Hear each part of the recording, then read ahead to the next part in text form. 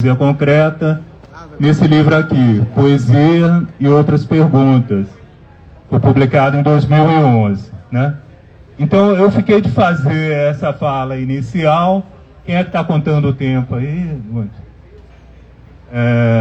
Vocês estão adorando aí o amadorismo da coisa, né? Que a poesia concreta é aquela coisa rigorosa, meio chata, racional demais. Aí a gente resolveu fazer uma coisa bem bagunçada para complementar, né? Uma contradição dialógica. Mas aquele poema inicial, aliás, os dois poemas iniciais, né? Começou o Dias, Dias, Dias, lido pelo Caetano Veloso, é uma gravação dos anos 70, né? Como o seguinte, no qual aparece em duas cores, né? Vocês viram que o Dias, Dias, Dias tem letras de várias cores. E esse outro, né, que começa: eis os amantes, sem parentes, senão os corpos, são em duas cores só, né? Ambos compõem a série Poeta Menos, que eu não vou saber dizer agora de quantos poemas ela é feita, né?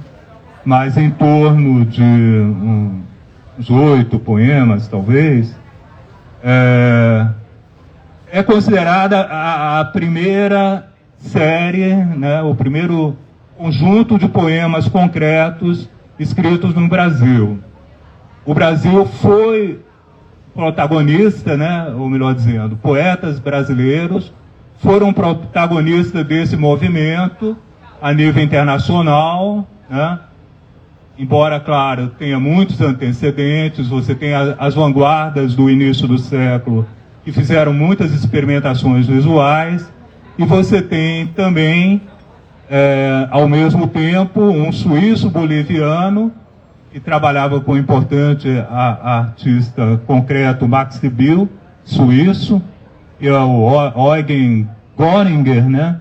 E também é considerado um fundador desse movimento internacional de poesia concreta, junto com os poetas brasileiros, que foram inicialmente Augusto de Campos, Décio Pinhatari e Haroldo de Campos, né? Só que o Augusto, que por sinal era o mais novo do grupo, ele já compôs esses poemas coloridos em 1953, e eles foram publicados no início de 55, né? Então, poder-se-ia também considerar como um marco inaugural da poesia concreta brasileira. Mas, como eu já falei, acabou sendo, eles resolveram escolher essa exposição de dezembro de 56, né? Então, esses poemas do Augusto, você consegue voltar para o início, Vante? Eles estariam no que se considera a fase orgânica da poesia concreta, né? E depois também seria praticada por Haroldo e por Décio. Então, dá uma pausinha, por favor. Então, como eu falei, esse aqui só tem duas cores, né? Duas cores. Eles até sugerem que seja lido em duas vozes, uma masculina e outra feminina. E o que a gente vê mais? Bom, então, infelizmente, vai ler só eu. Eis os amantes sem parentes, senão os corpos. Irmã geme outro em cima, eu, baixela, e coraçambos, do pample infantuno sempre, semente em ventre, estes, aquele, e num outro. Então, a gente tem, por exemplo, uma palavra montagem, né, composta de duas, e coraçambos, né, ou três, na verdade.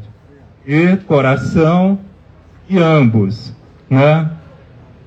E aqui também a gente tem, de um modo geral, essa aglutinação de palavras, né? Então, isso marca essa fase orgânica, que é mais livre, né? Que tem, como ele tem 4 autores internacionais, né? Quer dizer, estrangeiros, que foram eleitos como as referências principais da poesia concreta, né? Que são o Mallarmé, o Joyce, o Pound e o Cummings, né?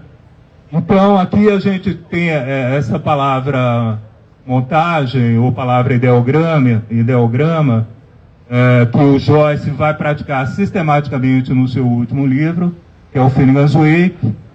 E temos também, em outros momentos do Poeta Menos, isso é mais claro, né? Mas, de um modo geral, a palavra ela é mexida, é deformada, é alterada, né? É partida, né?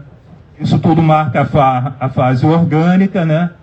Essas cores, o Augusto justifica e se inspira na melodia de timbres, né? Do dodecafonismo, né? Praticado especialmente pelo Anton Weber, né? No qual você tem uma linha melódica que passa de um instrumento para outro.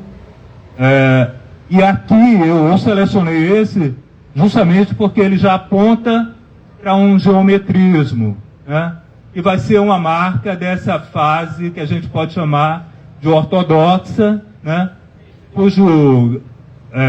Que já está presente em 56, mas o grande marco disso, na verdade, é o plano piloto para a poesia concreta, e uma publicação da revista Neue Gandes, que eu acho que é a 4, em que você tem esses poemas minimalistas, tipicamente concretos, tipicamente geométricos, e no qual eles chegam, nesse momento, a dizer, não, nós agora vamos abolir essas deformações da palavra, vamos respeitar a integridade da palavra, vamos buscar uma comunicação mais direta e imediata, né? Inclusive com essa utopia dessa comunicação direta e imediata, que na verdade a poesia concreta nunca realizou, né? Então, o poema seguinte já é dessa fase que a gente pode chamar de minimalista ou geométrica. Pode andar um pouquinho aí, Gonte.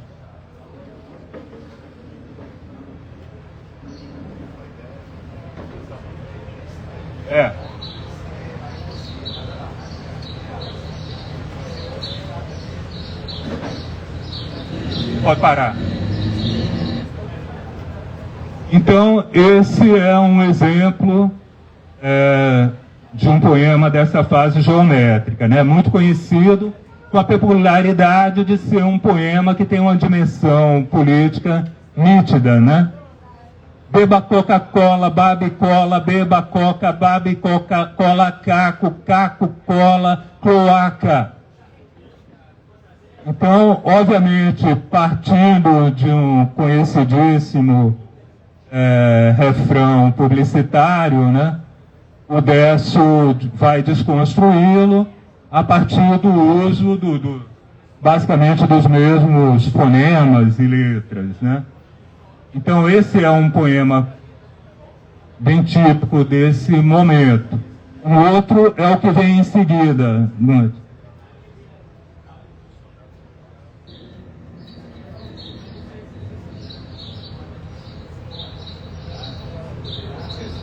Vou parar. Então daí não dá para ler, mas é importante ver a forma, né? Se nasce, morre, nasce, morre, nasce, morre, renasce, remorre, renasce, remorre, renasce, remorre, desnasce, desmorre, desnasce, desmorre, desnasce, desmorre, nasce, morre, nasce, morre, nasce, morre, se.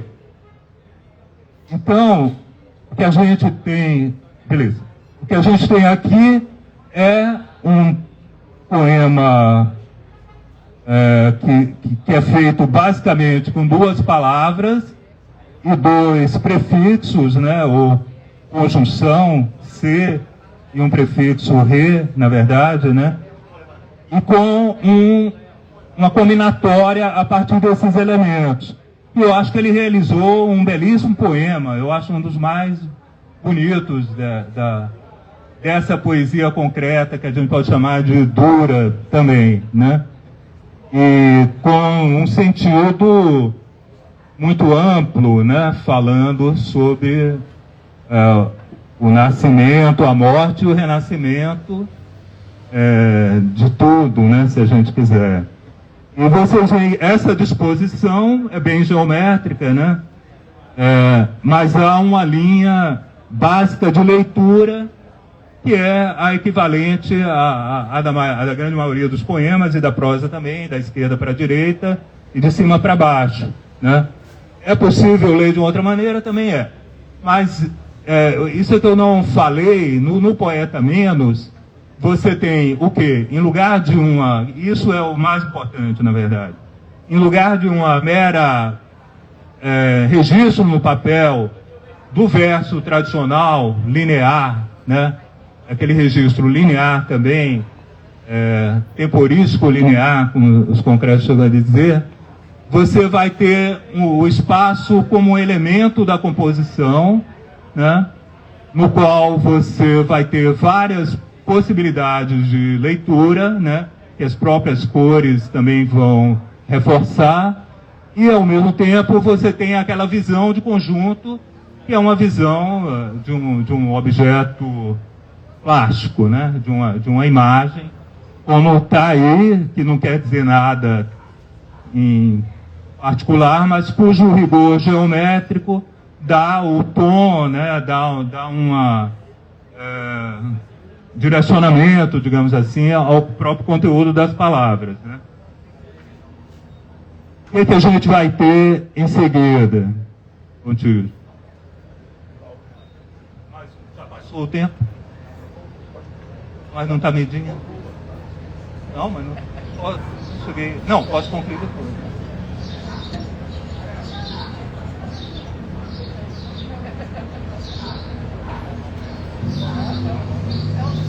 Bom, isso aí é o Quadrado Negro, do Malevich. Não ficou lá tão bem filmado assim, mas é uma obra paradigmática da arte moderna, né? O abstracionismo geométrico. Cidade.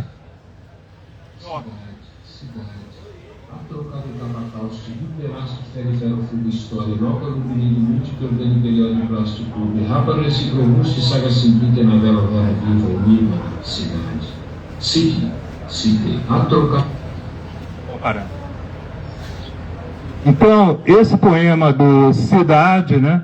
Eu falei que era do Haroldo, né? O Nasce e Morre e o Beba Coca-Cola do Décio, né?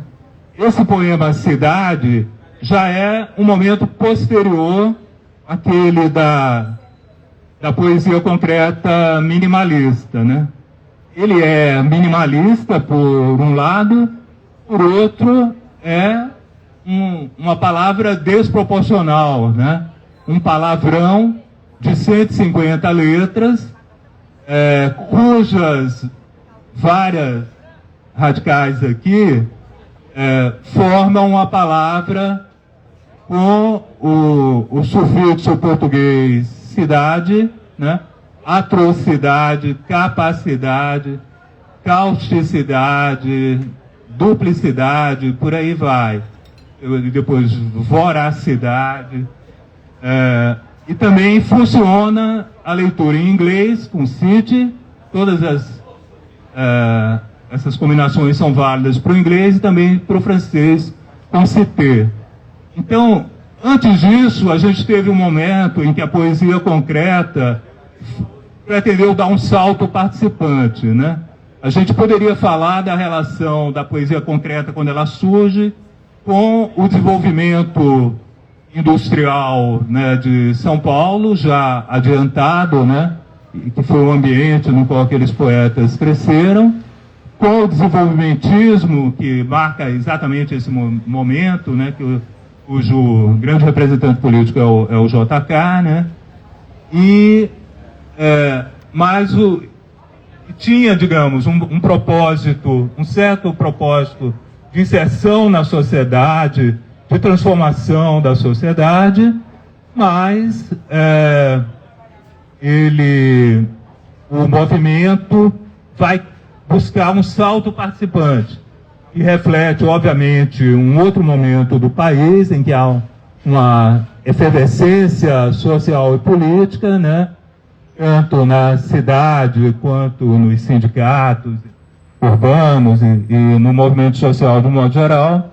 E a poesia engajada, ele vai propor um tipo de poesia engajada. Depois desse momento, também a gente tem outra coisa importante falar. O movimento de poesia concreta começa a gerar outros movimentos de poesia de vanguarda, ou pretensamente de vanguarda, que buscam se contrapor à poesia concreta. A gente vai ter o neoconcretismo, a poesia praxis e, bem depois, o poema processo.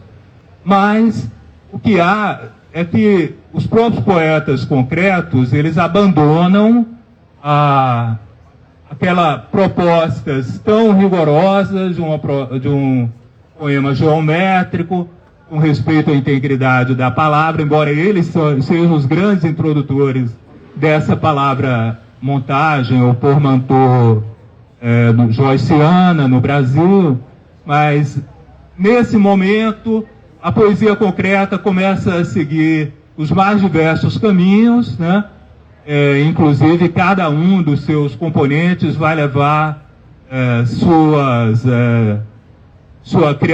criações para as mais diversas direções. Botis, não foi medido o tempo, né? Você está falando de cabeça. Ah, é? Putz, passou demais. Então, obviamente eu queria falar mais coisa, mas agora vou ter o prazer de passar para o Cláudio Daniel, que vai nos falar sobre o Augusto de Campos.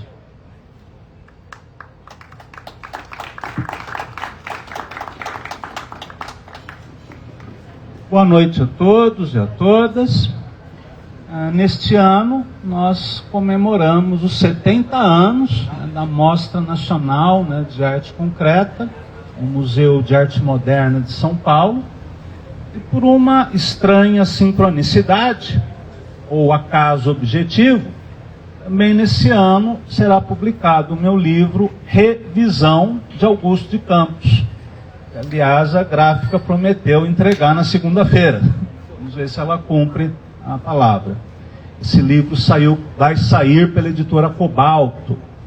Eu gostaria de ler para vocês o texto de introdução, né, ao livro, em que eu falo um pouco sobre a trajetória do Augusto e as polêmicas, né, da época, né? Augusto de Campos é o poeta central da literatura brasileira contemporânea, ou seja, desde a segunda metade do século XX até os dias atuais. E não apenas por sua obra poética autoral, tema de estudo do presente livro, né, Revisão de Augusto de Campos, mas também por seu trabalho como tradutor, ensaísta, crítico literário e pensador da poesia. O poeta vivenciou um período conturbado de nossa história, dos governos nacionalistas de Getúlio Vargas, Juscelino Kubitschek e João Goulart, até o golpe de Estado civil-militar de 1964, seguido por um período de 20 anos de ditadura militar, encerrado em 1984. 1989, né? Quando teve início um processo de redemocratização. Foi contemporâneo do novo ciclo de industrialização do país, impulsionado por Juscelino Kubitschek, da construção de Brasília, projetada por Oscar Niemeyer e Lúcio Costa, e de importantes manifestações de vanguarda na cultura brasileira. Bossa Nova, Tropicália, Cinema Novo, Teatro Oficina, Arte Concreta e Neoconcreta, Vanguarda Paulista. Augusto de Campos vivenciou e participou ativamente desse período de efervescência artística, tanto nas trincheiras da poesia concreta, quanto em sua atividade como crítico, e contribuiu para a justa valorização de artistas como João Gilberto, Caetano Veloso, Gilberto Gil, além das parcerias musicais com Arnaldo Antunes, Arrigo Barnabé, Pérez Cavalcante, Cid Campos e outros compositores de nossa música popular mais inventiva. Claro, seu trabalho poético e teórico enfrentou e enfrenta ainda hoje os preconceitos de uma crítica literária conservadora, apoiada mais na sociologia do que na poesia, incapaz de compreender qualquer trabalho literário que não se enquadre nos escaninhos de uma concepção já anacrônica e conformista do fazer poético. Não foi apenas um embate com os epígonos de Antônio Cândido, no âmbito da crítica acadêmica, e com a geração de 45, que recusou as conquistas formais do modernismo. Houve ainda um segundo embate, em décadas posteriores, com os cultores de um coloquialismo e prosaísmo derivados de uma leitura redutora de Bandeira, Drummond, e da repetição acrítica da poesia marginal, sem acréscimo de informação estética nova. Houve ainda outros embates com o Partido Surrealista Brasileiro, que considerava o concretismo frio e desumano, e com outros grupos de vanguarda poética, como a poesia processo e a poesia praxis, sem mencionarmos a recepção pouco calorosa da mídia hegemônica da época, como a revista O Cruzeiro, que em uma de suas edições chamou a poesia concreta de o rock and roll da poesia, comparação que desejava ser depreciativa, revelando assim um duplo preconceito. A universidade também foi pouco receptiva ao trabalho do grupo Noigandres, formado pelos irmãos Campos e Décio Pinhatari. Nos departamentos de letras de importantes universidades públicas, o estudo da poesia brasileira ia do modernismo, sobretudo em suas vertentes menos radicais e inovadoras, até Ferreira Goulart e Adélia Prado, saltando, assim, as vanguardas das décadas de 50 e 60, sobretudo a poesia concreta. Houve ainda um outro embate, dessa vez fora do âmbito literário, com uma parcela da esquerda brasileira que considerava a poesia concreta incompreensível para as massas, contrapondo às invenções formais do trio paulista uma estética retórico-didático-discursiva, cujo melhor exemplo, talvez, sejam os romances de cordel de Ferreira Goulart, autor que fez parte da tribo concretista no início do movimento e que poucos anos depois migrou para as fileiras do Centro Popular de Cultura, da UNE, em meados da década de 60. Será a partir da década de 90, talvez, com o ingresso de novos professores concursados, que os cursos universitários passarão a estudar seriamente obras como Galáxias, de Haroldo de Campos, Poeta Menos, de Augusto de Campos, e a poesia inclassificável e desnorteadora de Décio Pinhatari. Também a mídia hegemônica, sobretudo o caderno Folhetim, do jornal Folha de São Paulo, passou a publicar resenhas dos livros de Augusto de Campos, e ainda poemas e traduções e artigos do poeta, que teria algumas de suas obras publicadas por editoras como a Brasiliense e a Companhia das Letras, ampliando o seu público leitor.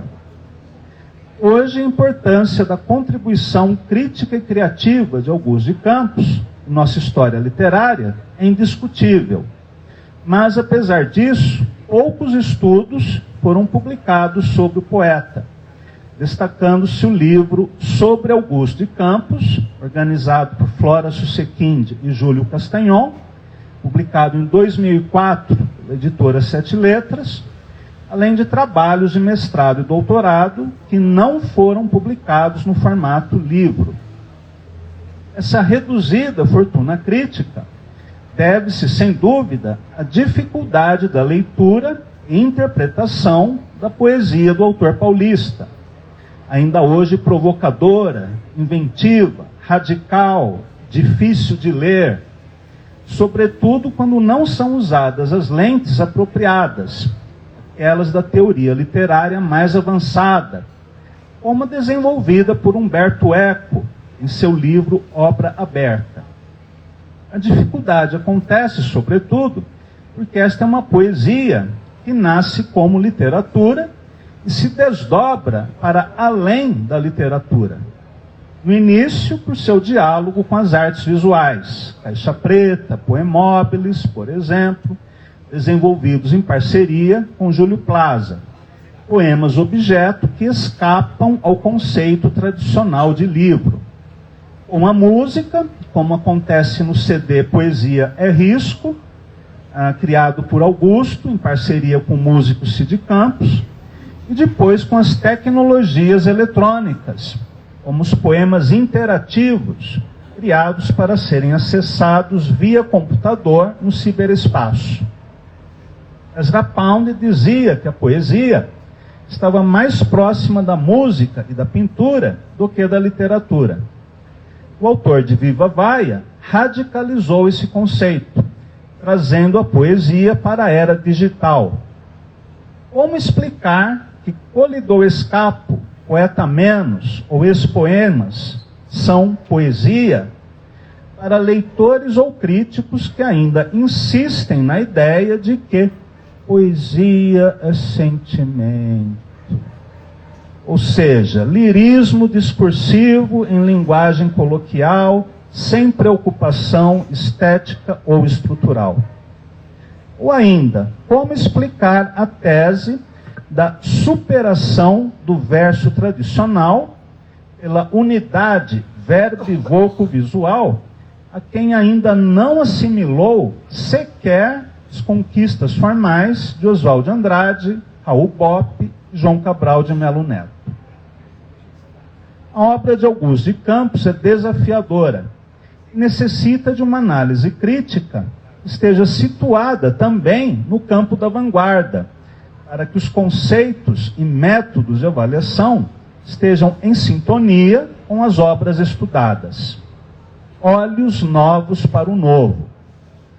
O próprio pensamento aristotélico cartesiano, tão presente na cultura ocidental, é desafiado por códigos nos quais, em lugar da sucessão linear de signos, encontramos a simultaneidade propiciada pela mobilidade estrutural, em que, em vez de uma mensagem unívoca, transmite uma pauta plurívoca de mensagens afins, possíveis ou contraditórias, num planejado caos criativo.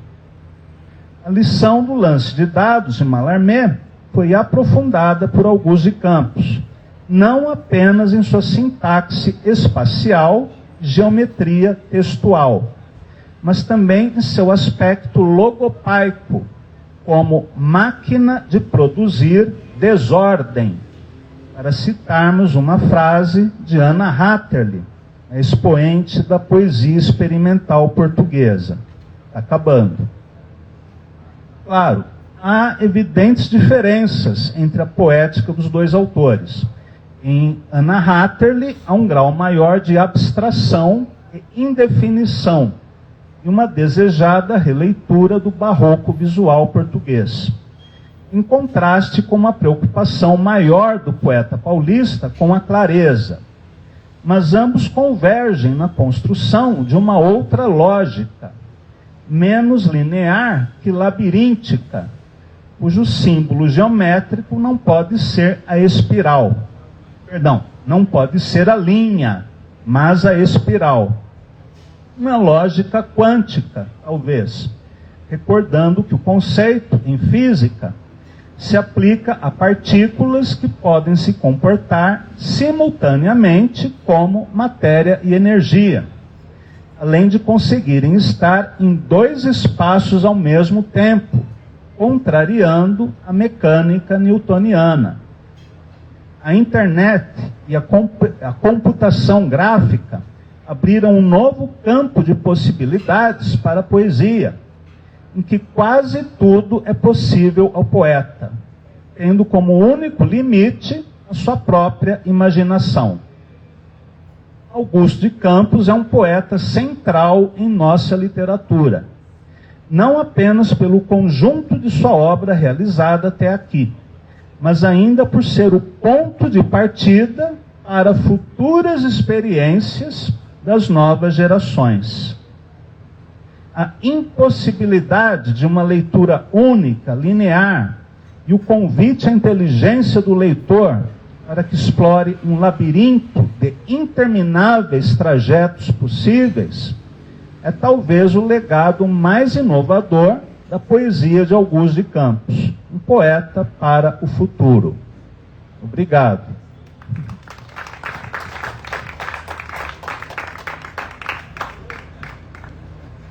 Vou passar a palavra agora para o Ricardo, que é professor da Universidade de Brasília, mas tem uma coisa peculiar, muito amigo dos irmãos Campos, do Décio e de toda a família do Augusto. Teve um longo convívio, é paulista, teve um longo convívio com a família do Augusto e participou de um projeto muito importante nos anos 90, na USP, com o laboratório da Politec para desenvolvimento de animação de alguns poemas do Augusto de Campos. Vou passar a palavra para o Ricardo, nosso querido professor e grande pensador da poesia visual.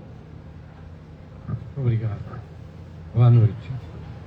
Bom, como o Gontijo acabou de informar, eu sou professor na Universidade de Brasília e antes, aliás, de entrar na UNB, eu defendi uma tese de doutorado, e essa tese de doutorado foi justamente sobre a poesia concreta. Bom, essa tese de doutorado foi sobre a poesia concreta.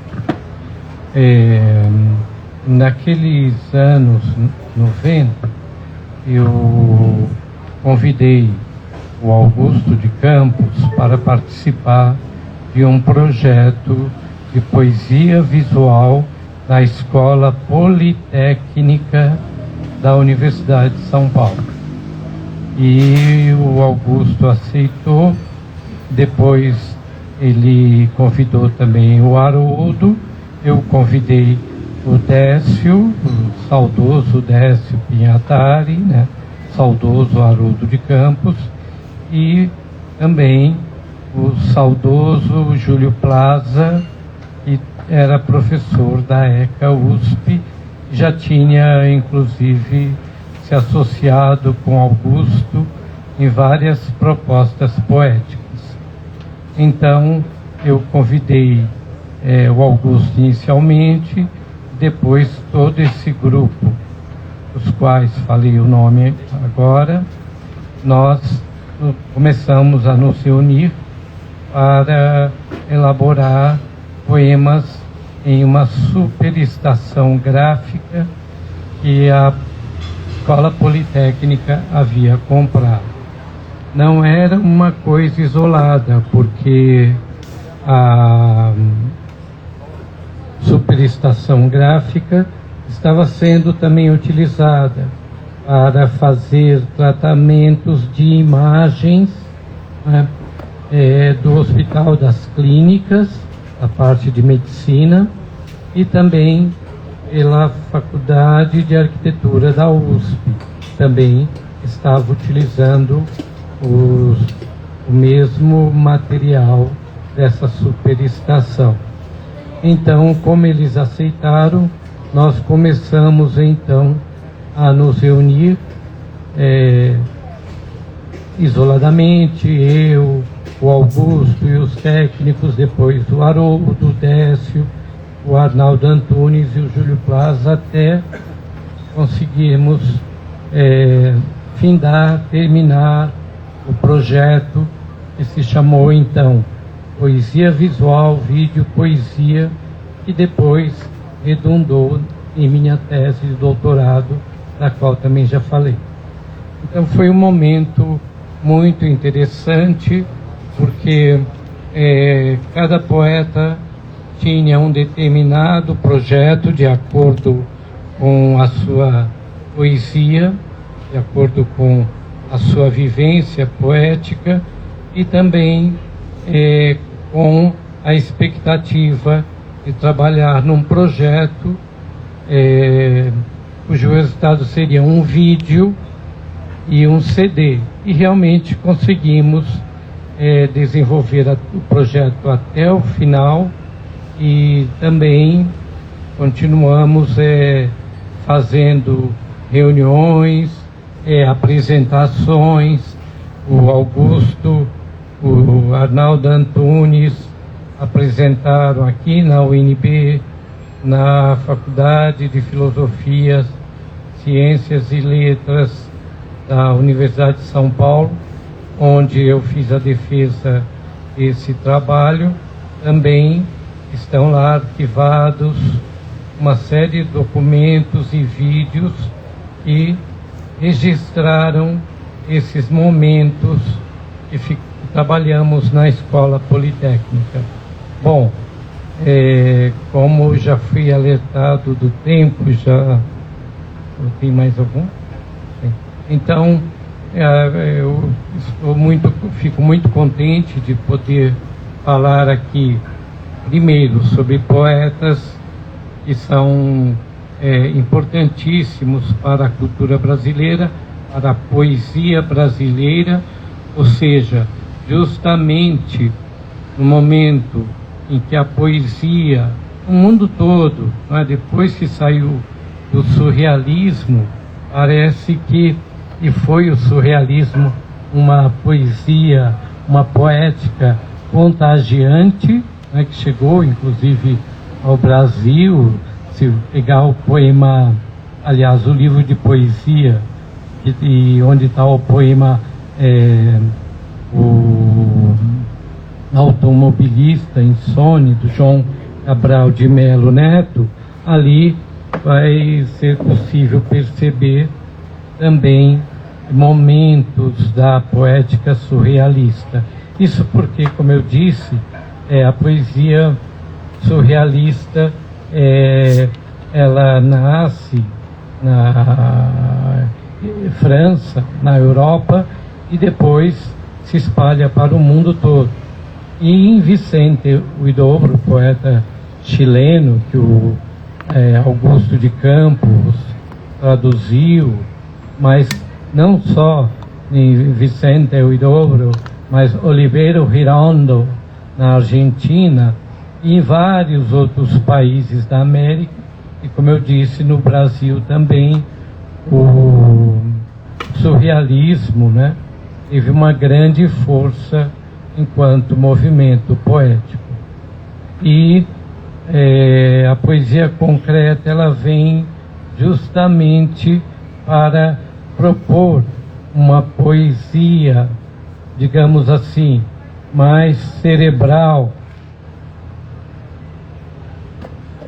uma poesia onde cada vocábulo, cada unidade silábica era muito pensada.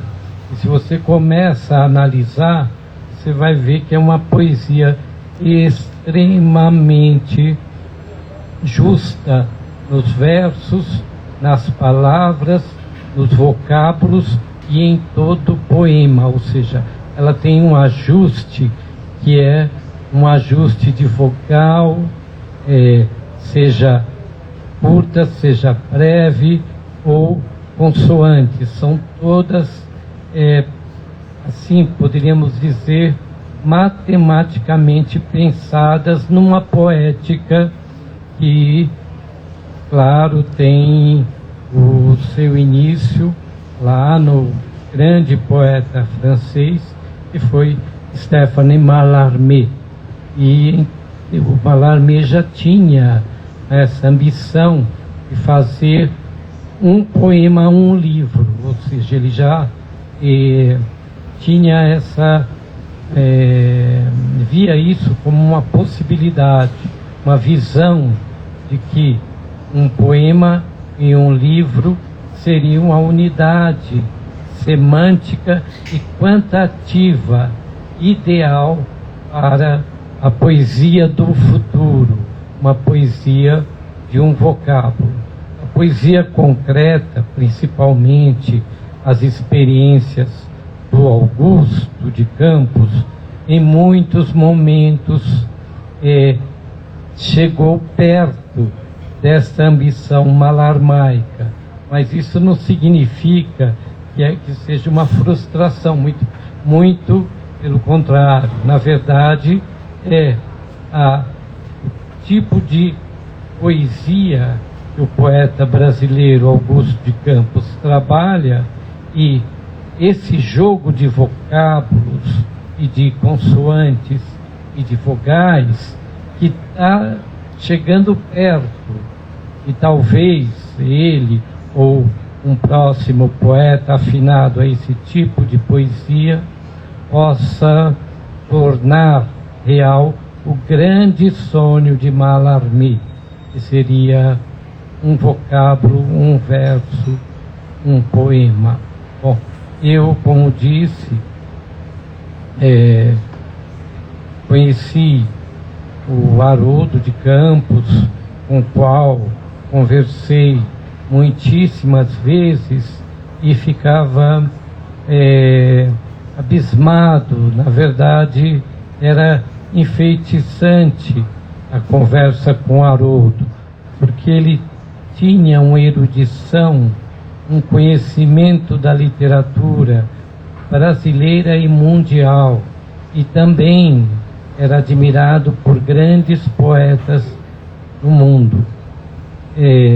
Para falar só de um nome que eu também conheci e que era amicíssimo do Haroldo de Campos, é o grande poeta mexicano Octavio Paz, que foi inclusive Nobel de Literatura e que era um grande fã, um grande admirador da poética do Haroldo de Campos, e era um grande amigo do Haroldo. Do mesmo modo, muitos poetas espanhóis, franceses, ingleses se correspondiam e se correspondem ainda com Augusto. Há pouco tempo Augusto me falou inclusive que o Décio e o Haroldo deixaram essa tarefa dificílima e cansativa, que é ter que responder a uma série de críticos e poetas que gostam da poesia concreta e que escrevem para ele, ou por e-mail ou por carta, para saber, para ter notícias e para conhecer mais a poesia concreta. Então, finalizando, eu diria que uma das coisas que o Brasil tem importante do ponto de vista da cultura, do ponto de vista do conhecimento, é ter tido esses grandes poetas que criaram uma poética e uma poesia que isso, sem dúvida, é unânime. Essa poesia ganhou o mundo. Muito obrigado e boa noite.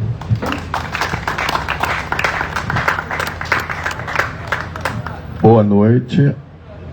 O CAC já me apresentou, eu vou dar sequência ao Ricardo. E a minha fala, eu vou focar num vídeo que eu procurei há muito tempo, estava perdido esse vídeo, do encontro que nós tivemos na Digitalina nos anos 90, que o CAC nos apresentou, o Augusto, e nós estávamos já trabalhando em computação, e o Augusto quis ver os trabalhos. Nessa ocasião também, isso é os anos 90, o Augusto já estava trabalhando com o Ricardo lá na USP, na Silicon Graphics. E a Silicon era um computador muito caro, era um computador de $1 milhão, era um negócio medonho.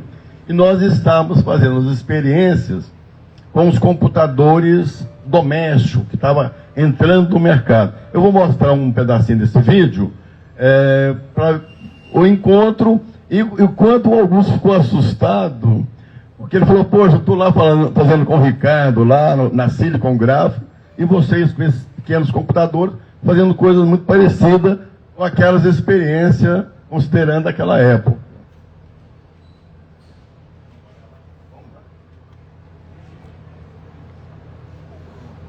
Não é 20 minutos. É 16 minutos.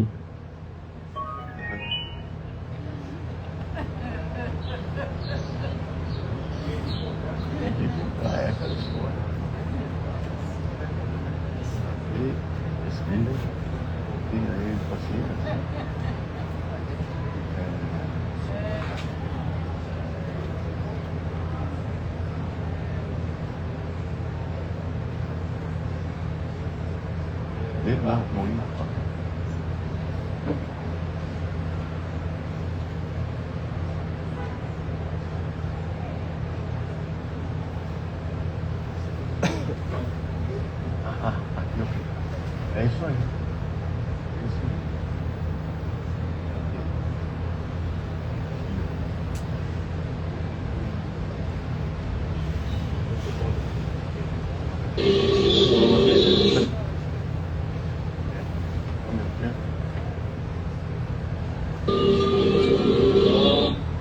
Bom, esse vídeo, ele começa com o nosso encontro lá na Digitalina, que era na 113, onde o Augusto vai nos apresentar o trabalho que ele estava fazendo do Cage, me parece que é o Cage, e também um fragmento das experiências dele, de poesia sonora. E depois a gente mostra para ele o trabalho que ele estava fazendo. Foi um encontro assim meio inesperado, né? E até o achar esse vídeo também foi um negócio muito esperado. Também estava o grupo Eleura todo e o Turiba. Vamos ver.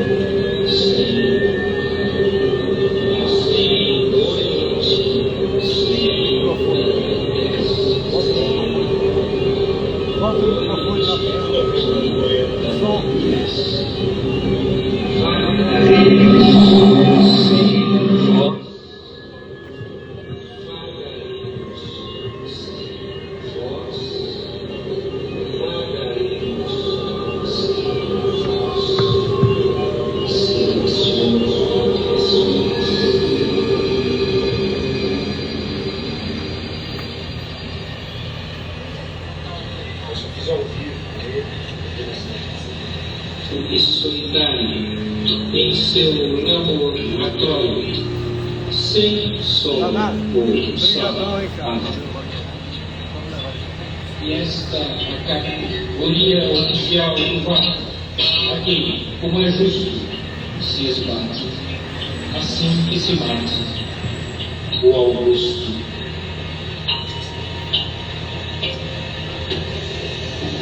Pulso.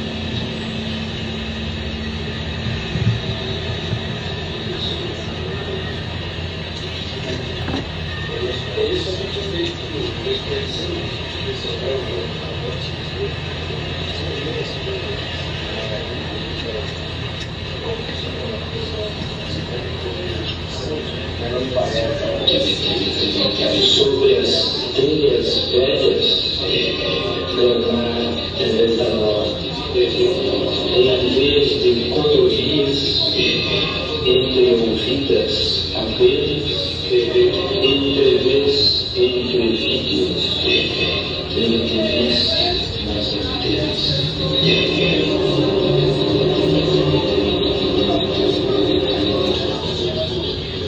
Chegaram lá no carro, teve uma dificuldade de encontrar ele. Gravou a imagem dele. E até no final ele permitiu. Aí foi. Parece que dentro dificuldade que você está gravando. Então sempre aparece o resto. Aparece? Aí está pronto. Foi difícil acesso Agora que parou de gravar. Agora que você está gravando. Você está gravando agora. Mas aqui está diferente. Então põe a pausa aí pra mim. Põe a pausa aí. Você deu pausa aí, vamos ver. Geraldo, vem cá.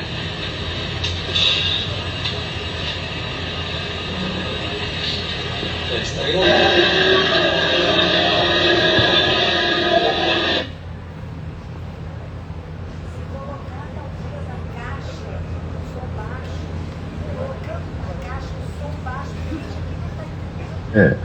O áudio desses vídeos perdeu. Começa com essas animações e entra nos poemas.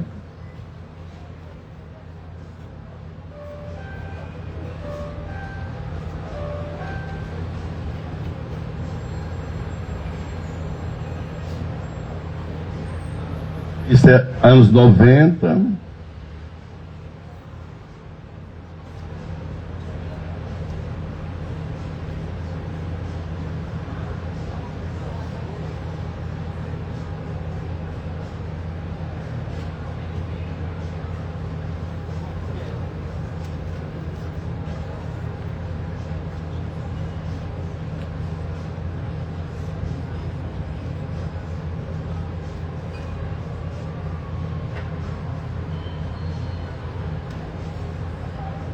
Esse é um poema da Teresa Labarré, também de imagem. 2 poeminhas rápidos.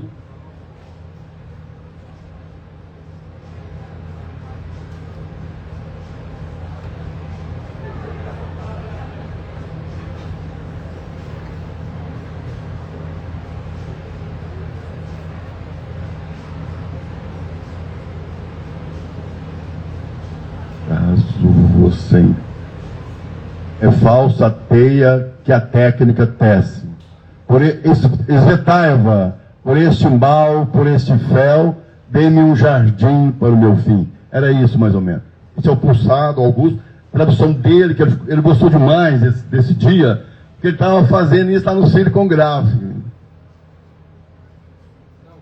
Não, esse é o poema Bomba, né? Esse ele não fez, é isso mesmo. É a minha versão, né? Eu devia ter declamado, aí fica mais bonito falando, né? Mas já passou. Anos-luz que nenhum sol aquece, e o oco escuro esquece. Esse é um outro que eu fiz. Eu perco o que persigo, tudo que eu persigo eu perco, e sigo e persigo. O que eu persigo eu sigo e perco o que eu persigo, e perco e sigo o que eu persigo. Esse é uma homenagem ao Eudoro, Simbólide,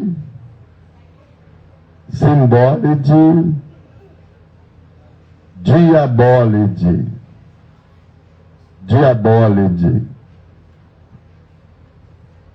Simbólide. Esse último, que o Augusto Viva Vaia animado, o som era aquela vaia que o Caetano tomou lá naquele festival lá, e termina.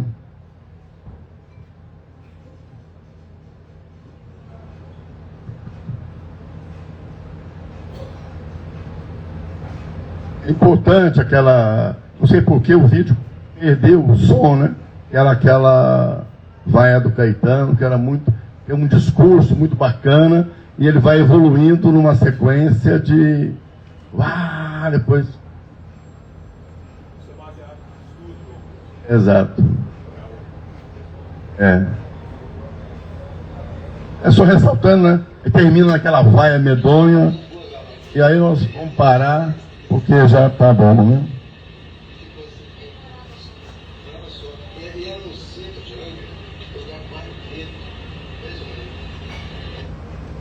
Muito obrigado. Isso vai ilustrar, porque o que impressionou muito e nos aproximou é que o Augusto estava trabalhando numa plataforma muito sofisticada na USP, e nós estávamos trabalhando aqui nos computadores domésticos, né, caseiro, que estava entrando no mercado, e ele ficou muito impressionado mesmo. E ficamos grandes amigos por causa dessa façanha. Depois, ele comprou o Macintosh do Arnaldo Antunes. O Arnaldo tinha um Macintosh, começou a animá-la, fez aquele Palavras, né? Foi isso, aquele livro animado também do Arnaldo Antunes, nome. Né? E o Augusto até comprou, o Arnaldo trocou de equipamento, o Augusto comprou, e também uma tentativa de fazer animação e tal. Bom, essa é a nossa experiência. O Augusto é uma coisa antiga. Hoje, vendo assim, né? Mas tem aí o quê? Quantos anos isso, cara? Aqui? Uns 30 anos, né? Então, boa noite, um grande abraço. Eu quero passar a palavra para uma finalização do CAC e depois do Cláudio, ok? Muito bem, Gontijo. É tocante, né? Rever essas imagens. Bom, eu não vou falar tudo que eu planejei, né? Porque eu me estendi muito na minha primeira fala, né? Fazer só mais alguns comentários antes da gente abrir o debate. Então, uma coisa que eu acho importante é que a gente citou, né, Augusto e Haroldo de Campos e Despinhatari, mas a poesia concreta brasileira não se restringiu a isso.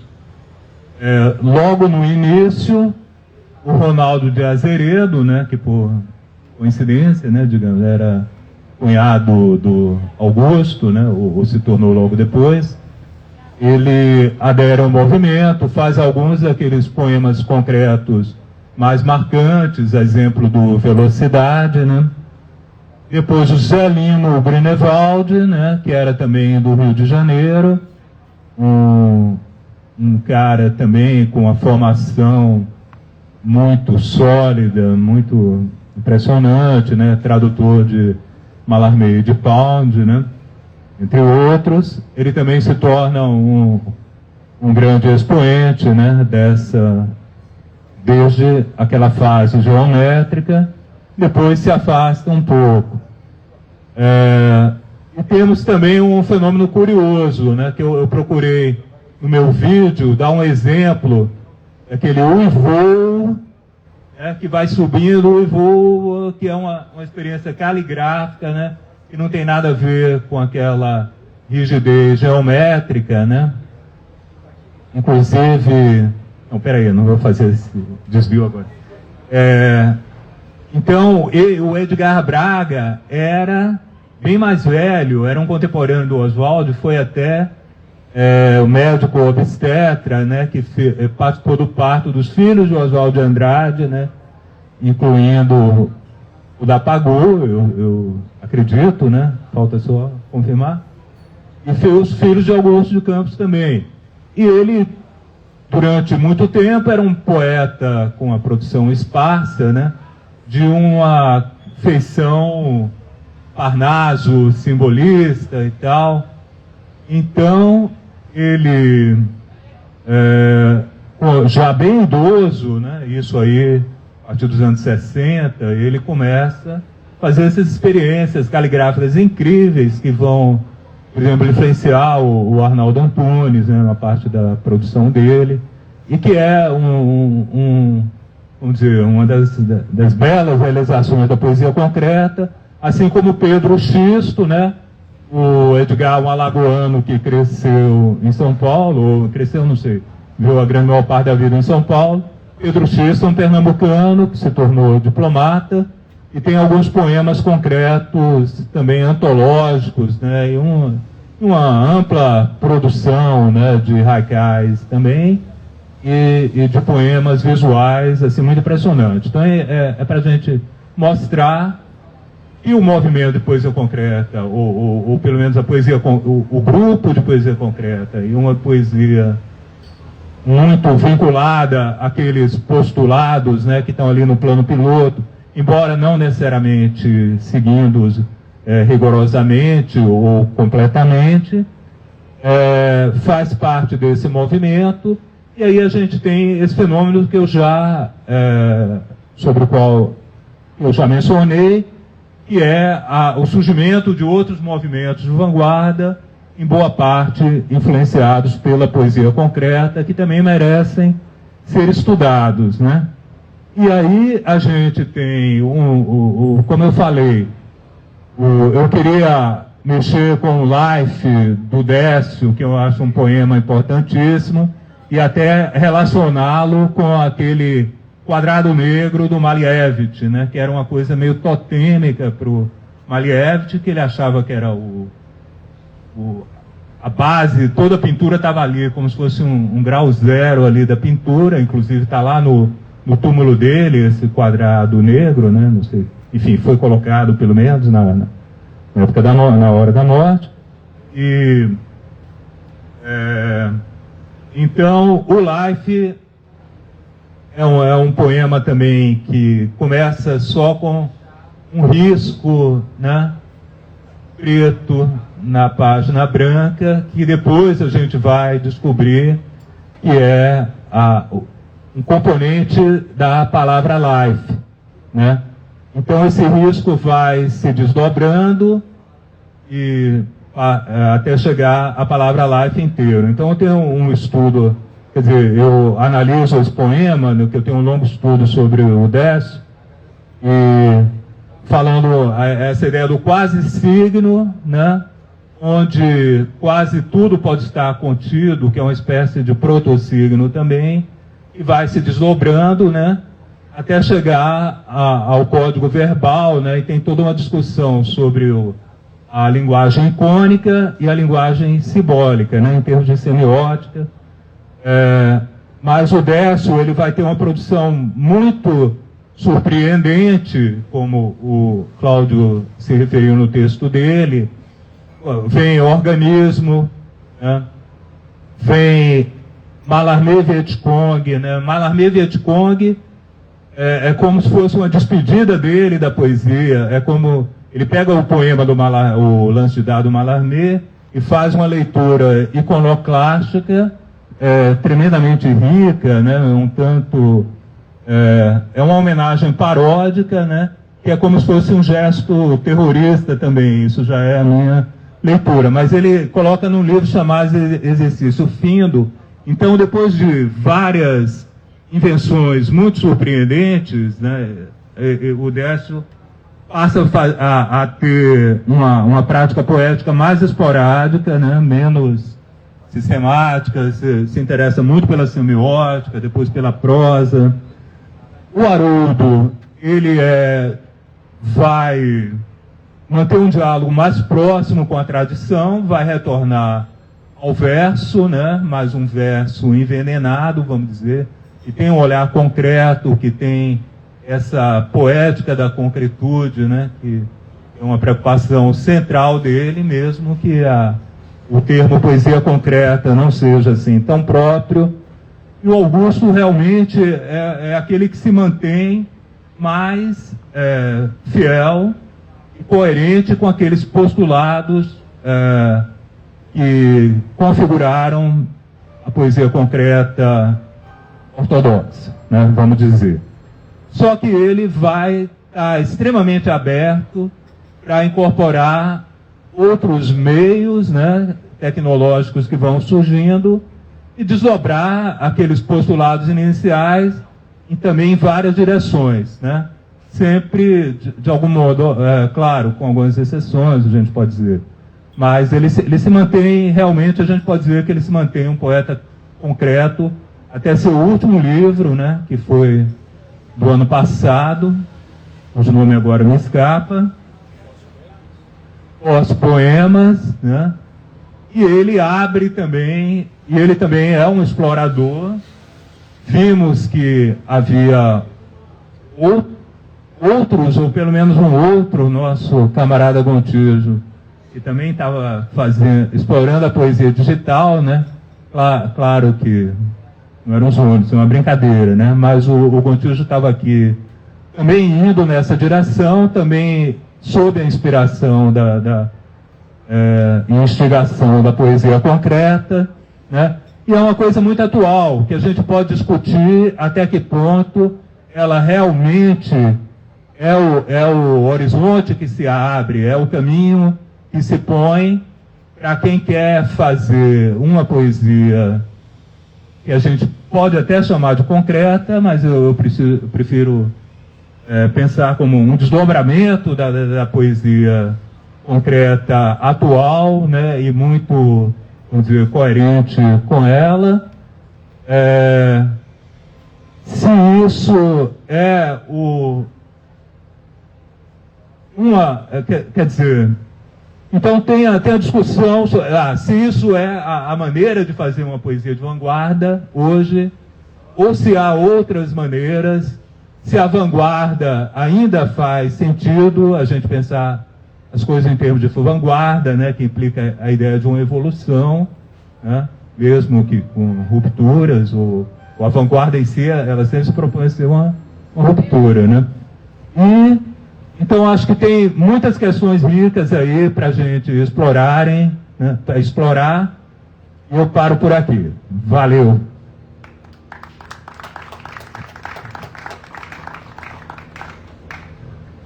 Bom, a poesia concreta, ela influenciou muitos poetas e movimentos literários no mundo. Em Portugal, por exemplo, nós tivemos o movimento da poesia experimental portuguesa, liderado pela Anna Hatterley e pelo Melo e Castro.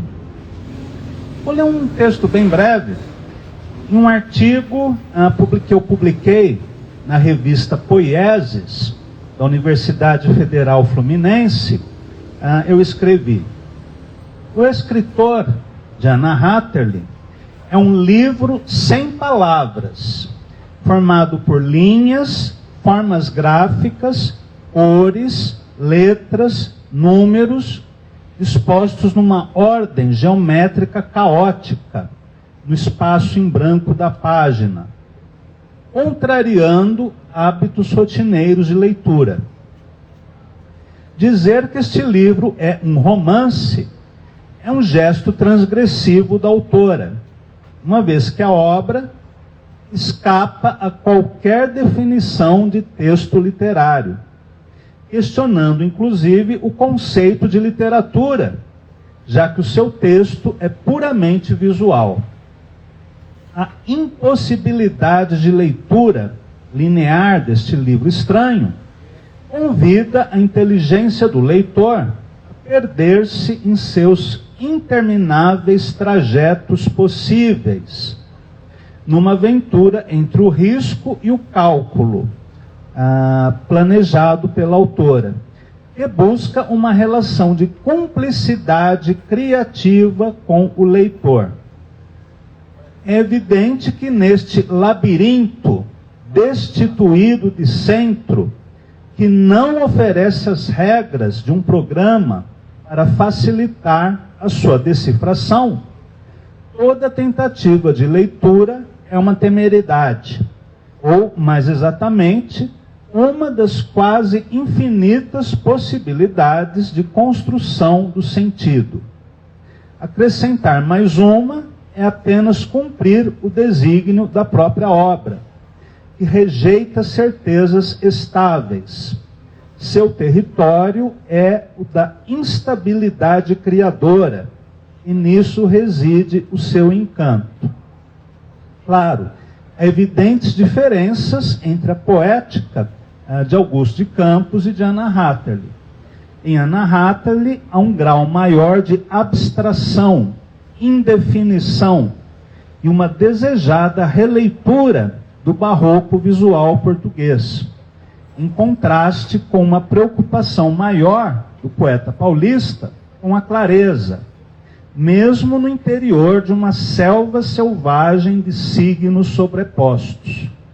Mas ambos convergem na construção de uma outra lógica, menos linear que labiríntica, cujo símbolo geométrico não pode ser a linha reta, mas a espiral.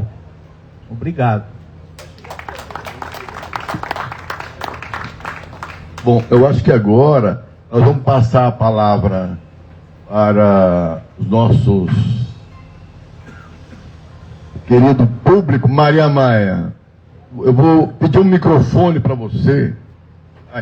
Vou levar esse microfone para você e deixar um público aí, viu, Maria?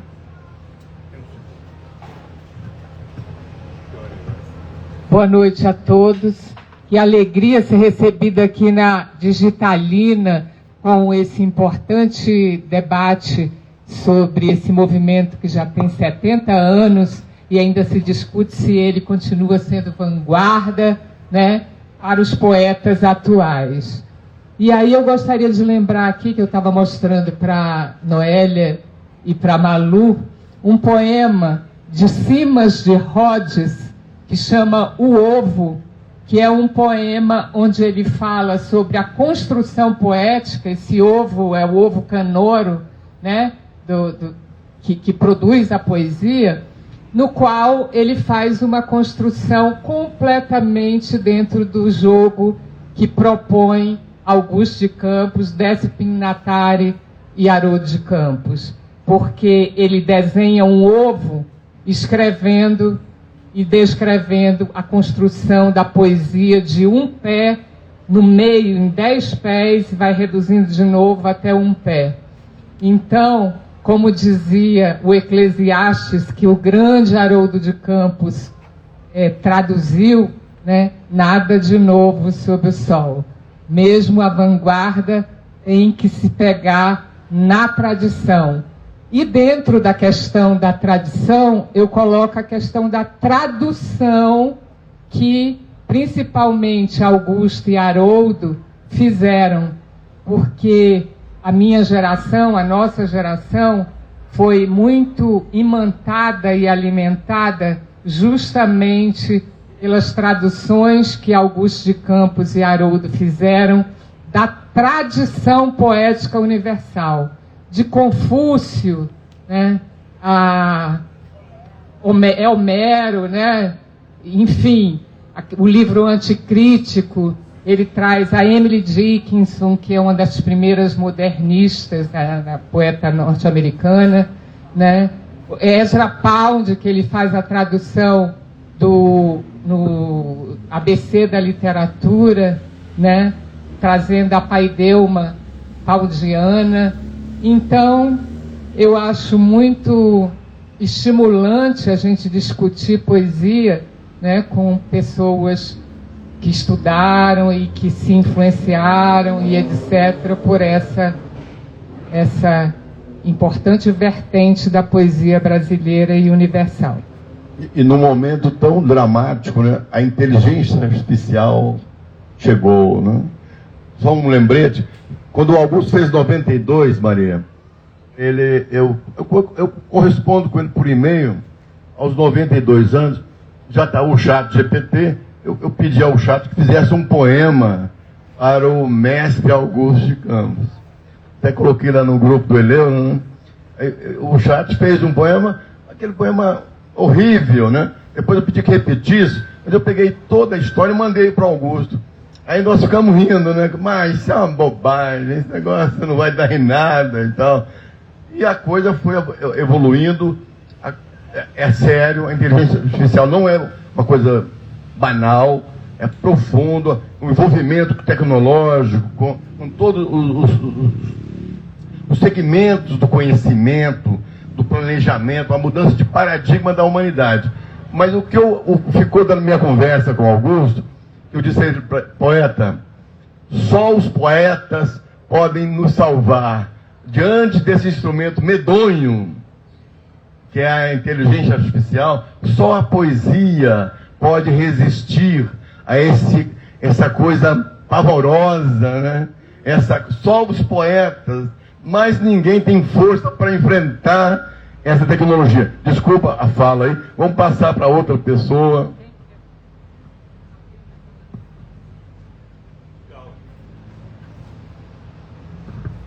Boa noite, gostaria de dar parabéns pela mesa aí.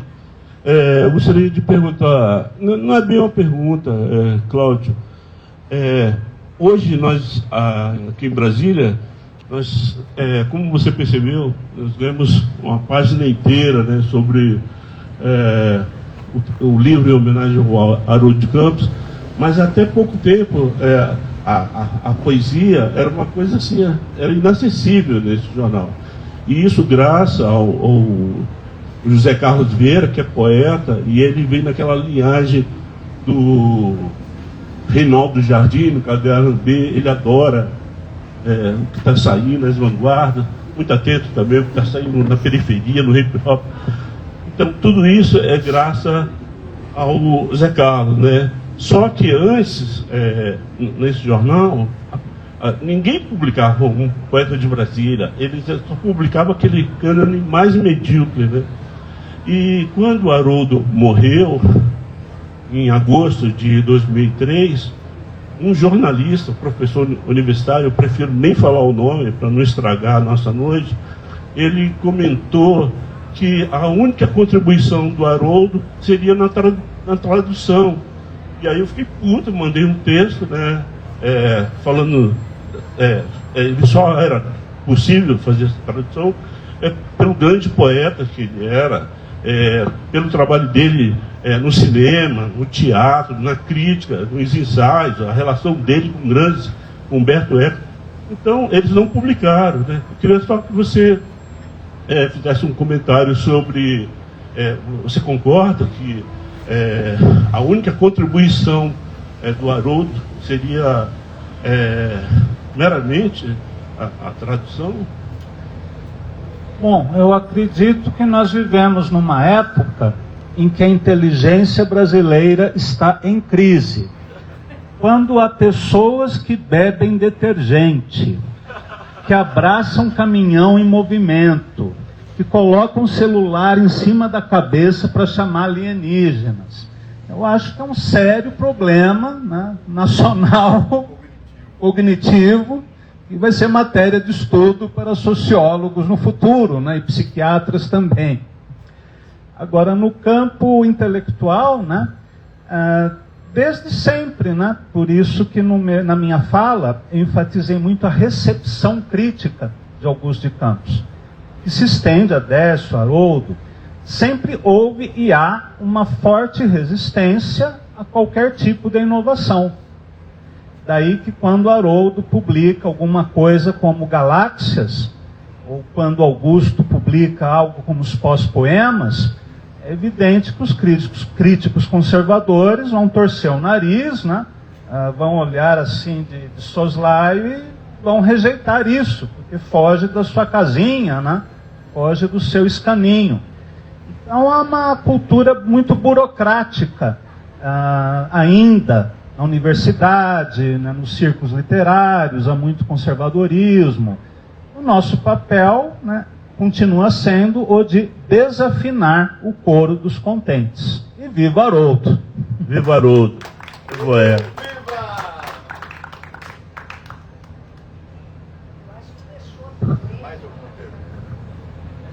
Falar, Malu. Quero falar sem ter muito eco, porque se põe muito perto, fica horrível. Estão ouvindo? Estão? Para mim tá ótimo. Então não. Hã? Para nós aqui tá ótimo. Tá, então, porque quando põe muito perto, não dá.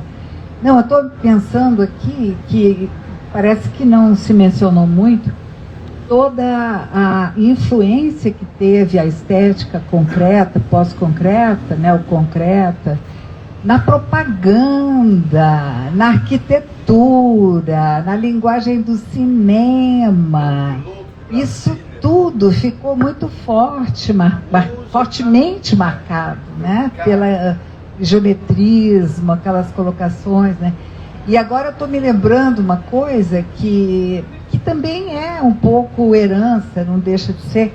A gente está vendo, não sei se Cláudio Daniel, né, já viu aqui em Brasília, nas tesourinhas, está tendo todo um movimento, já há mais de 10 anos, né, mas atualmente está mais intenso. Eles fazem um fundo branco, com letras pretas, muito geométrico, com pequenos poemas. Alguns são como eles chamam lambe-lambe. Então tem frases e que, em termos de estética, está extremamente relacionada com aquela limpeza, né, do concretismo. Então acho muito legal de lembrar tudo, né, das outras artes que foram influenciadas. Só isso. Muito bem lembrado, lindo.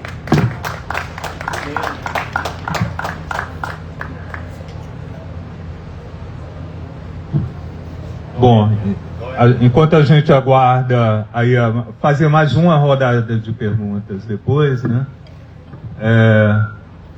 Eu quero falar sobre a intervenção da Maria Maia, muito boa, né?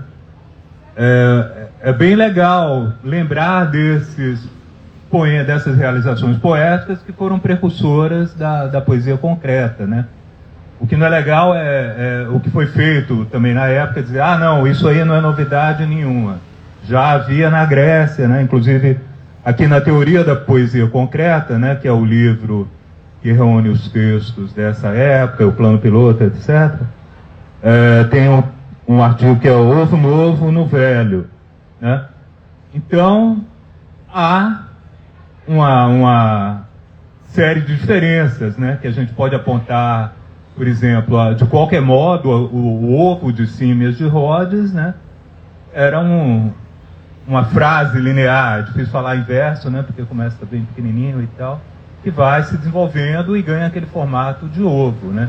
É diferente, por essa definição, que é do Augusto, na verdade, muito boa da coisa concreta, tensão de palavras-coisas no espaço-tempo, né, porque você tem um espaço independente do tempo, né? Os dois estão interligados e ao mesmo tempo possibilitando vários percursos, né? E essa tensão que se mantém, que a gente pode até também aproximar da ideia de montagem, de ideograma, né? Como você muito bem sabe, o Eisenstein definiu a montagem por esse conflito de planos, né? Tensão. Então, mas sem dúvida, a gente sabe que a erudição dos caras não era brincadeira. Então, essa relação com as experiências anteriores, com a tradição, foi fundamental, né? E, claro, sobretudo aqueles autores que eu já mencionei, né, mais próximos, né?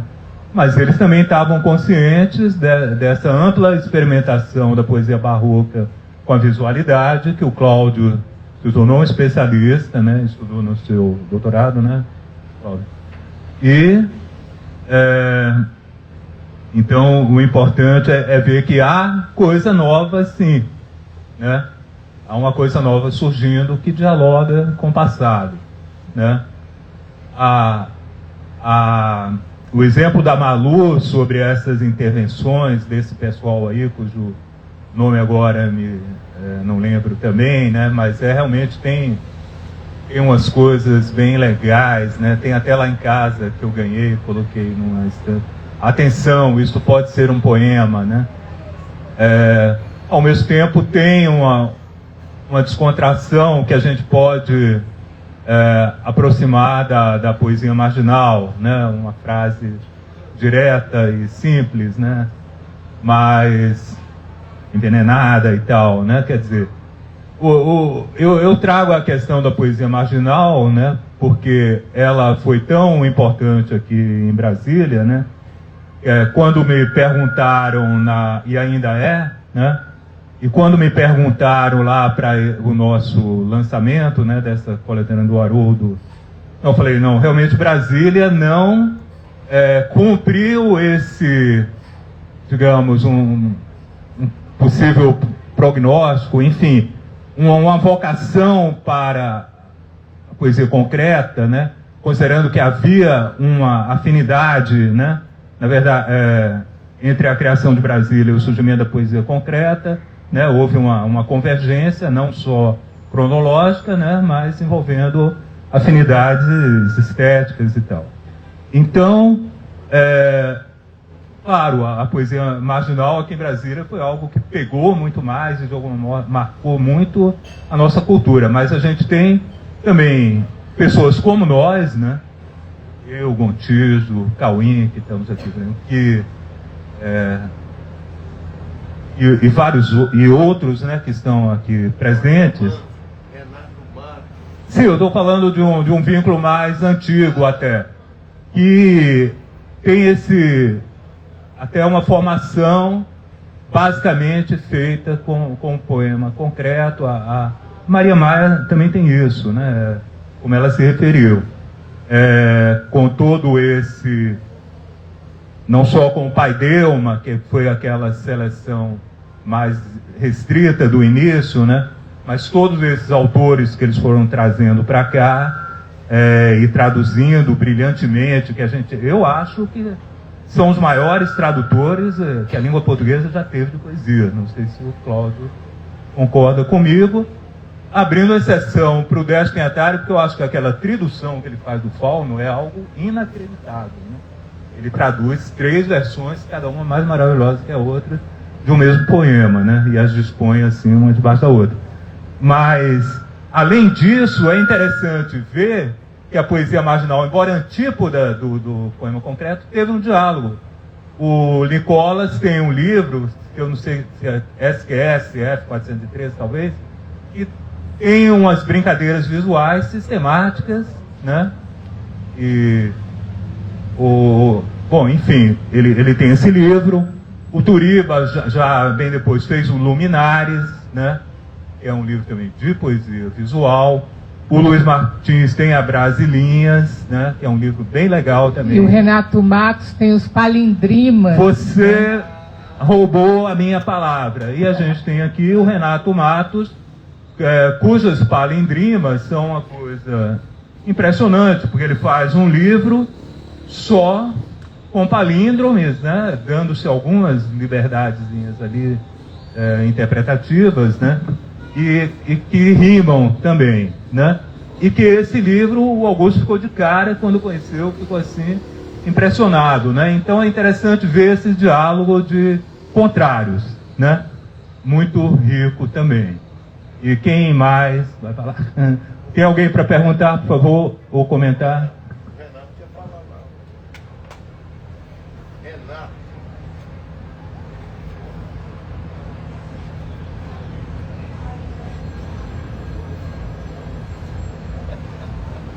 Já que é para eu falar o que eu quiser, eu estou viajando muito no inismo, que é um segmento de tudo isso que tem falado aqui. Vocês conhecem o inismo? INI é a coisa do poema reduzido a zero, justamente para falar menos e ser mais simbólico, para poder ser entendido no mundo inteiro. Ele não é um movimento de mudança dizendo que o que aconteceu não presta. Não é isso. É uma continuidade até do próprio futurismo. É interessante. Eu estive lendo isso na revista de 79, lá de Uberaba, que é um negócio incrível, de lá de Minas Gerais, rapaz, um negócio fantástico. Eu estou viajando muito nessa história. E quanto ao concretismo, eu escrevi um poema concreto na laje da metalinguagem. É isso que eu tenho a dizer. Adoro essa conversa aqui.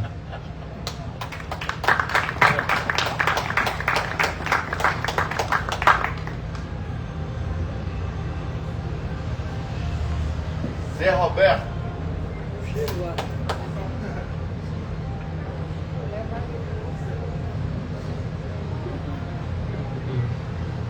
Eu sei que elas me amam. Eu é que não sei corresponder. Não, eu só pedi a palavra para lembrar do Turiba, nosso grande amigo, está no Rio de Janeiro, e da revista Bric-a-Brac, que publicou 9 páginas de um artigo do Augusto. Só isso. Como eu virei a filial da Bric-a-Brac aqui em Brasília, cargo honorífico, muito bem pago, eu ainda tenho alguns que está esgotado, entendeu? Da Bric-a-Brac, lançada há 4 anos atrás. É coisa para colecionador, certo? E a renda vai para o Turiba no Rio, porque a gente, quando fica velho, sempre precisa de um dinheirinho a mais. É isso mesmo, Zé Roberto. É importante lembrar a Bric-a-Brac, né? É uma das mais expressivas mostras desse diálogo com a poesia concreta do pessoal de Brasília. Oi? Essa entrevista, que eu acho que é da Bric-a-Brac número 3, com Augusto, é histórica, né? Muito bom, num tempo em que quase não tinha entrevista com ele disponível, muito rica. E esse aqui eles continuaram colaborando, né? Augusto e Haroldo, junto com Arnaldo Antunes. Arnaldo Antunes também, sem dúvida, é um cara cuja realização poética tem um diálogo intenso com a poesia concreta e foi um dos pioneiros da poesia digital, né? Realmente. O Contígio mencionou o nome de 1992. Quer falar, Zé Roberto? Lembrar do Dr. Mindlin, já que estamos falando da intelectualidade paulista, lembrar do Dr. Zé Mindlin que ele era um homem, ele não escrevia, ele amava ler, ele adorava ler. Ele me contou, eu trabalhei uma época com um ministro que era, junto com ele, daquela uma instituição paulista conhecida lá, só lá, deixada por um trilionário, só para apoio cultural, entendeu? E aqui ele fala nesse artigo, Augusto, de que a poesia concreta tinha que acontecer em São Paulo, porque São Paulo cresceu muito mais que o Rio de Janeiro, um capitalismo avassalador, e produziu o Arnaldo Antunes, produziu o Bush, né? Produziu os Novos Baianos, né? Produziu Caetano e Gil, né? Então São Paulo é Sampa, né? Então falar do Augusto é falar da intelectualidade paulista, uma cidade que em 1917 foi parada totalmente por uma greve anarquista. Não era nem bolchevique. Eu conheci o Edgar Loenro, que era jornalista, ele me disse, olha, a gente não tinha a mínima noção da Revolução na Rússia. A mínima noção. Porque vinha tudo por navio. Demorava 3 meses para você saber que estourou o vulcão lá em Krakatoa. Bom, eu não estudei letras, estudei ciências sociais, eu sou um uspiano daqueles da velha guarda de 68. Então, a nossa geração, felizmente, conseguiu produzir poesia, certo? Porque a minha geração, ou você pegava uma arma ou você fugia para Cuba. Mas para isso você precisava pegar uma arma. Você não era. Então, a nossa geração, veja você, que o movimento cultural em São Paulo, ele ainda é muito desconhecido. Pega Rego Barnabé e etc. Bom, muito bem. Eu ainda tenho 2 exemplares, se alguém quiser falar comigo depois.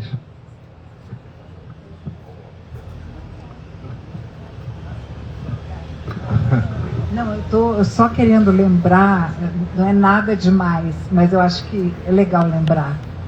Quando um tempo atrás, eu dirigia o Centro de Estudos Brasileiros em Roma. E lá eu recebi Seja Décio que Augusto.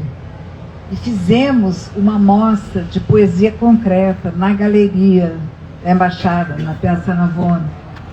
E foi maravilhoso acompanhar assim a percepção, né, a sensibilidade do Augusto e aquela inteligência aguda, crítica do Décio, aquela coisa em torno da estética italiana, da comida italiana. Inclusive, Augusto me apresentou um vanguardista incrível italiano, que eu nunca tinha ouvido falar, que é o Giacinto Scelsi. Ele que me apresentou comendo uma bela comida com a mulher dele, a Lígia, que é uma pessoa encantadora, né? Só para trazer essa lembrança para mim, muito boa.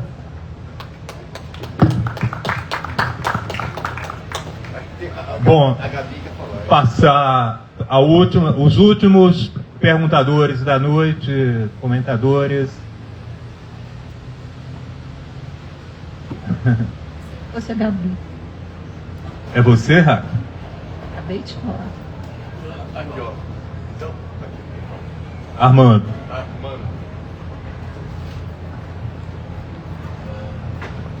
Bem, eu não sou poeta, mas eu queria só lembrar, já que falou isso aqui da Bric Brac, em Brasília tem uma história também que passa um pouco pelo jornal Tribo e pelo jornal Cidade Livre, não é? Coisas lá, no início de Brasília, um grupo de jovens se reuniram e fizemos, e que na época marcou presença, não é? Eu, como não sou muito assim do ramo de vocês, assim, no sentido, eu nem sei, assim, mas eu acho que tem concretismo lá também, tá? Não é? E seria interessante vocês como resgatarem também um pouco dessa experiência que aconteceu em Brasília e que foi muito importante no sentido da nossa geração, à época, e que, enfim, acho que marcou presença. Obrigado. Acho que nós... Tem mais alguém que gostaria de fazer alguma consideração, uma palavra? Bom, nós vamos encerrar agradecendo a todos, uma noite realmente mágica. Houve um evento anterior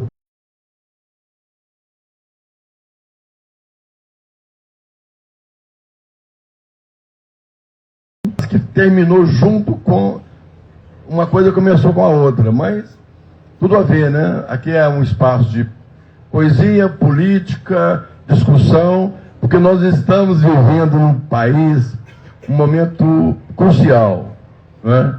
A cultura, a política, a arte é um instrumento poderoso de resistência. Se nós não resistirmos, os nossos terríveis, os inomináveis vão nos atropelar. Então a cultura, e não vão, porque a cultura brasileira é muito poderosa. E nós somos poder, porque somos ligados à poesia, à cultura e à resistência. Aqui é um espaço de discussão política, cultural, poética. Nós só não aceitamos os fascistas. Um beijo a todos. Boa noite. Até mais. E Lula presidente.